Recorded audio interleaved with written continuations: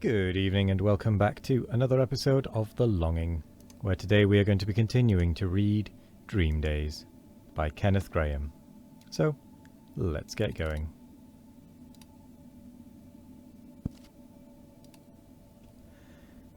The tempest within doors had kept my attention off the condition of things without, but now a glance through the window told me that the rain had entirely ceased, and that everything was bathed instead in a radiant glow of sunlight, more golden than any gamboge of mine could possibly depict.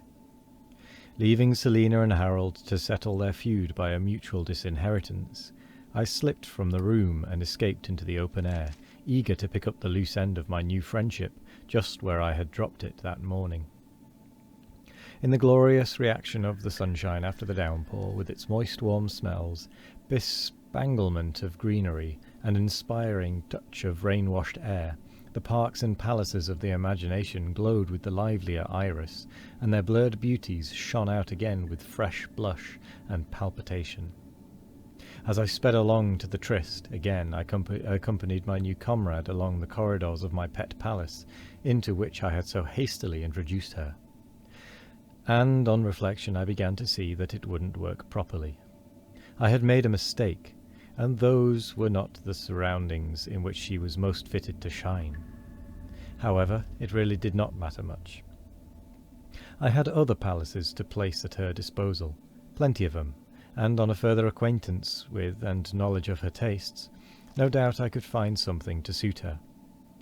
There was a real Arabian one, for instance, which I visited, but rarely. Only just when I was in the fine oriental mood for it. A wonder of silk hangings, fountains of rose-water, pavilions and minarets.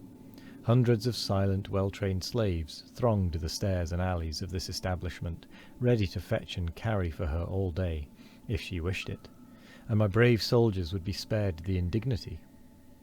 Also there were processions through the bazaar at odd moments, processions with camels, elephants and palanquins. Yes, she was more suited for the East, this imperious young person, and I determined that thither she should be personally conducted as soon as ever might be. I reached the fence and climbed up 2 bars of it, and leaning over, I looked this way and that for my twin-souled partner of the morning. It was not long before I caught sight of her, only a short distance away. Her back was towards me, and well, one can never foresee exactly how one will find things. She was talking to a boy. Of course there are boys and boys, and Lord knows I was never narrow. But this was the parson's son from an adjoining village, a red-headed boy, and as common a little beast as ever stepped.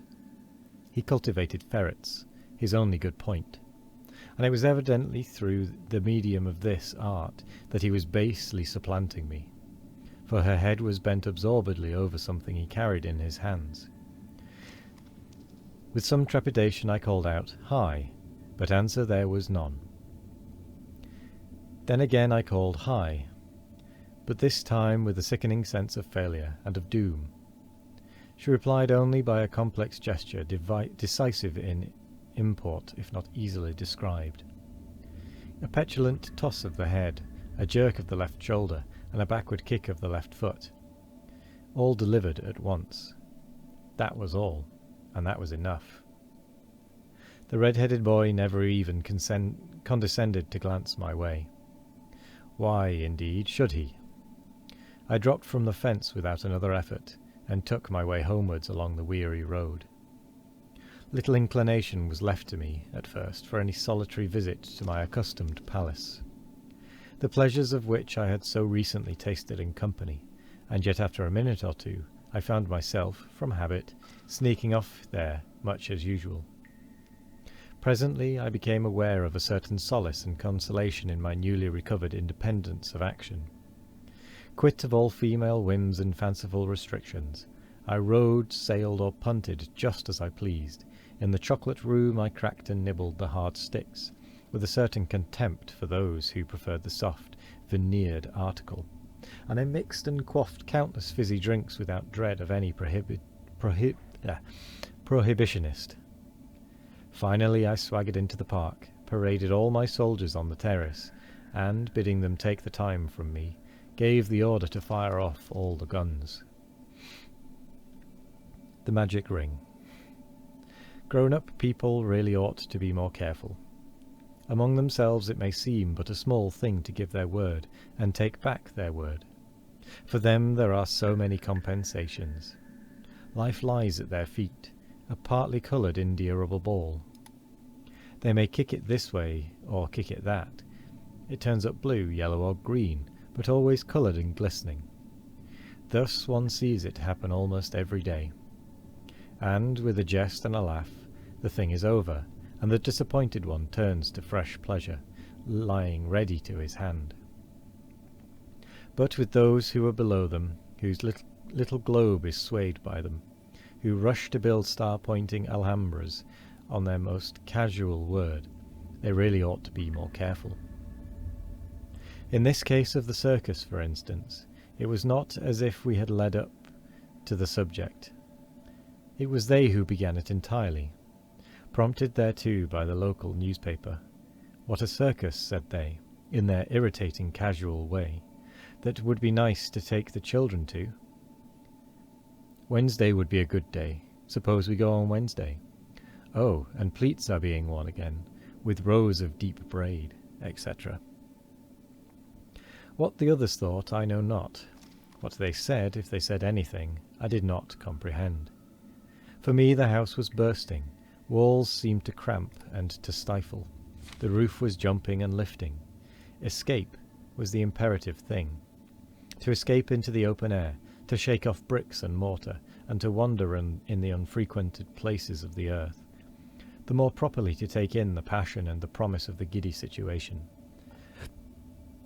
Nature seemed prim and staid that day, and the globe gave no hint that it was flying round a circus ring of its own. Could they really be true, I wondered, all those bewildering things I had heard tell of circuses?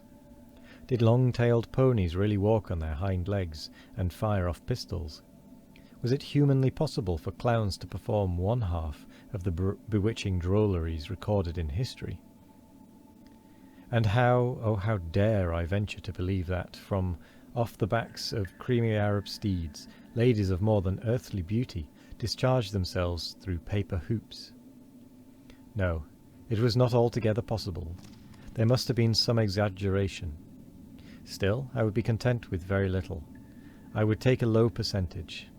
A very small proportion of the circus myth would more than satisfy me. But again, even supposing that history were, once in a way, no liar, could it be that I myself was really fated to look upon this thing in the flesh, and to live through it, to survive the rapture? No, it was altogether too much. Something was bound to happen.